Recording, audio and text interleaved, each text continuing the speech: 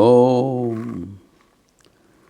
तव कथामृतम तप्त जीवनम कविभिडीडितं कल्मषापहं श्रवणमंगलं श्रीमदाततं भुवि गृह्णन्ति ये भूरिदा जनाः।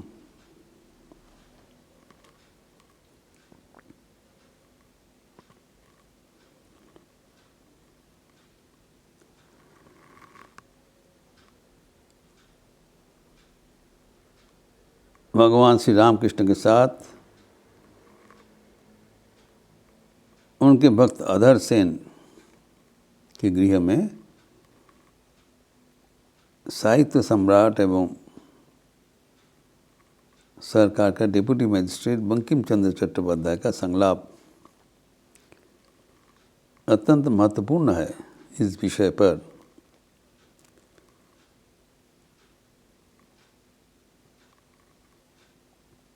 ईश्वर के बारे में हमारे जी अनुसंधित्सा है, जानने की इच्छा है, उसको और ईश्वर प्राप्ति इन दोनों के बीच में कैसे हम समाधान करें, हाउ टू रिकॉन्साइल। तो कोई कहते हैं ईश्वर के जानने का जो इच्छा है वो पहले कर लो, पहले साइंस। ठाकुर कहते नहीं, पहले जो शुक्र है भगवान के दर्शन करो। फर्स्ट टॉप प्रायोरिटी तुम्हारा जीवन का जो लक्ष्य है पूर्ण करो, उसके बाद चाहे तो उसके बारे में जान लेना। और जानने का सोर्स है वो स्वयं है, पूछने से सब कुछ बता देंगे। उदाहरण देके कहते हैं कि जदुमल्य के अगर तुम संपत्ति का खबर लेना चाहते हो, पहले जो सो करे जदुमल्य से मुलाकात कर लो, उसके बाद जदुमल्य खुद ही आपको बता देंगे। तो पहले ईश्वर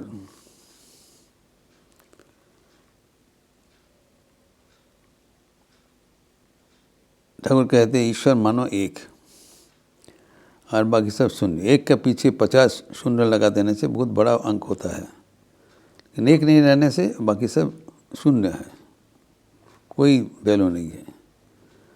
तो ईश्वर ही हमें हमारे मर्यादा बढ़ाते हैं और ईश्वर के जानने से सब कुछ जाना जाता है। तस्मिन् विज्ञाते सर्वमिदं विज्ञातम भवति इति। ईश्वर से सब कुछ जाना जाता है। तो अभी जो और एक तथ्य भगवान श्री रामकृष्ण दे रहे हैं कि हमारे लिए ईश्वर के बारे में जो अनुसंधान, उत्सुकता, इनक्विजिटिवनेस, वो भी ईश्वर के दर्शन के साथ साथ वो अंतरित हो जाता है। कैसे?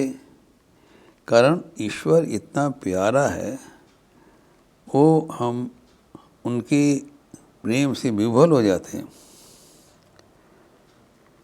ये बहुत लक्षणीय बात है। जो ठाकुर उदाहरण देते हैं, जब दक्षिणेश्वर में नरेन आके स्वयं उपस्थित हो गया तो कहते हैं नरेन को देखते ही मैं समाधि मग्न हो जाता हूँ। और उस समय में नरेन के बारे में कुछ पूछताछ करने का हमारा अवसर नहीं रहता है कि घर में उसके पिताजी कैसे है, बाल बच्चे के, वो कुछ नहीं रहेगा। उनको दर्शन करने से बस मन भरपूर हो जाता है। तो वैसे ही जब हम भगवान का उपस्थिति हम अनुभव करते हैं तब उसके आगे और कुछ हमें जानने का कोई अवसर नहीं रहता, इच्छा नहीं होता है। जो ईश्वर के साथ जब प्रेम का रिश्ता बन जाता है तब ज्ञान का पूरी समाप्ति हो जाता है। ये है बात। तो ठाकुर कहते हैं कि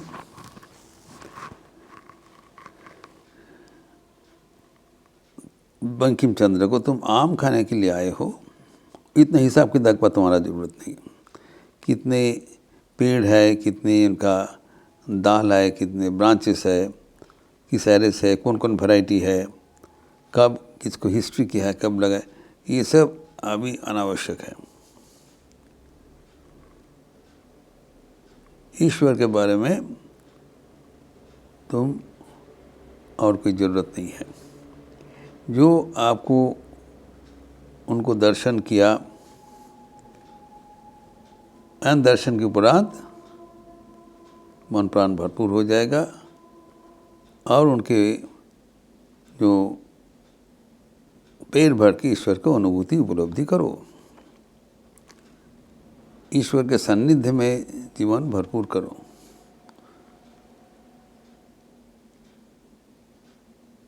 तभी बंकिम चंद्र एक प्रश्न कर रहे हैं, आम कहाँ मिलेगा? आप कहते हैं कि ये आम का बगीचा में जाने से आम खा लो और पेट भर करो, मतलब ईश्वर की अनुभूति से जीवन समृद्ध करो। बंकिम चंद्र प्रश्न कर रहे हैं, आम पावो कोथाय? तो सांकेतिक रूप से श्री रामकृष्ण उनको उत्तर कर रहे हैं, क्यों? उनको व्याकुल होकर आंतरिक प्रार्थना करो। तो व्याकुल होकर आंतरिक प्रार्थना करने से वो अवश्य सुनेंगे एवं तुम्हारे जा प्रयोजन उसका बंदोबस्त कर देंगे। कह रहे हैं परहैप्स जो एक ऐसी सत्संग का बंदोबस्त कर दिया जो आपको साथ में रहते हुए आपको सही मार्ग पर पहुंचा देंगे। ये ठाकुर कह रहे हैं, अगर व्याकुल होकर तुम प्रार्थना करोगे वो अवश्य सुनेंगे। তিনি শুনবেনই শুনবেন, ऐसे हमारा रिश्ता है ठाकुर भगवान के साथ। भगवान को अगर आंतरिक हम प्रार्थना करें जो कुछ के लिए, he has to hear, सुनते हैं। तो अगर तुम्हारा जो चाहिए होगी ईश्वर से प्रार्थना कर लो, तुम्हें मिल जाएगा। तो वो तुम्हारे और कुछ अप्राप्त कुछ नहीं रह जाएगा।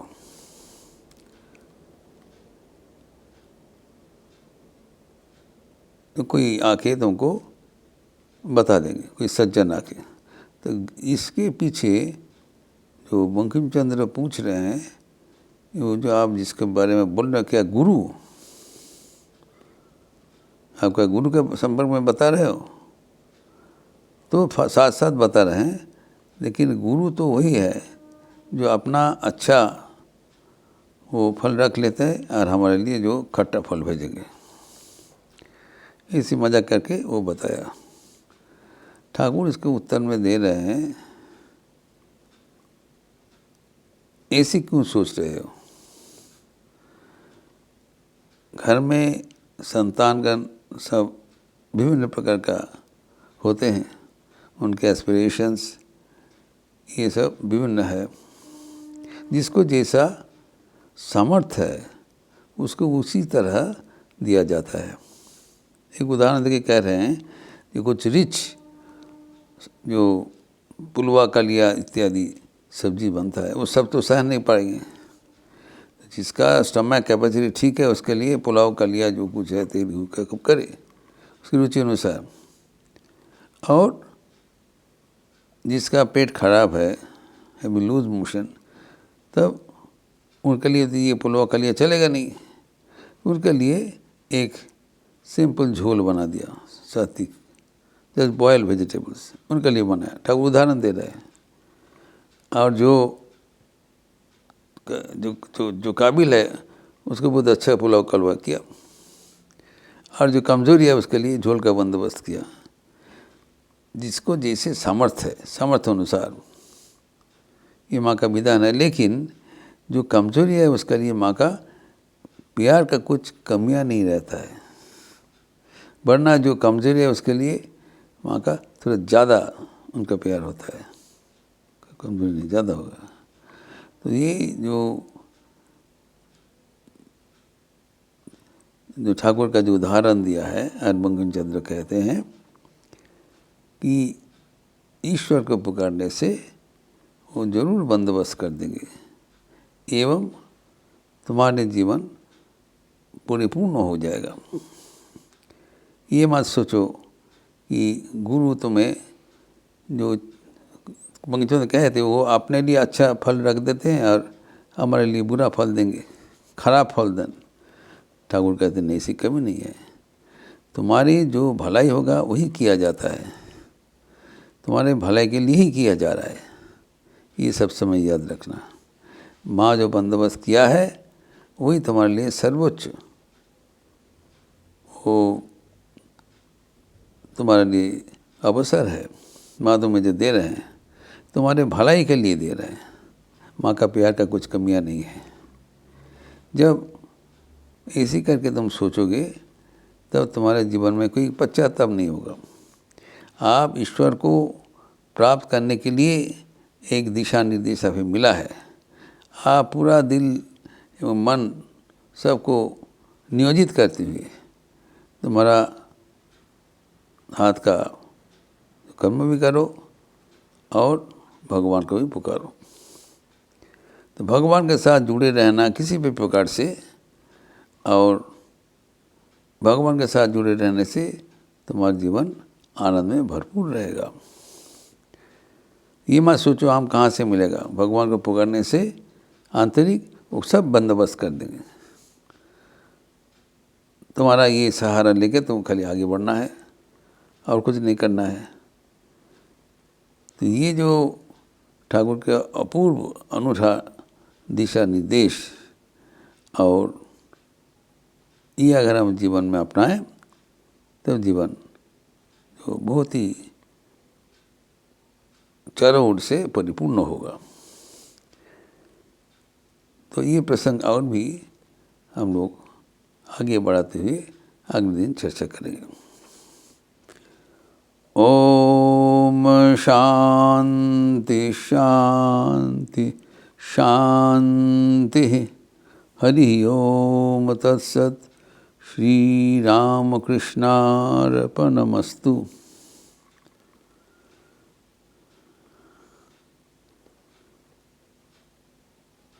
आज शुक्रवार का अवसर है।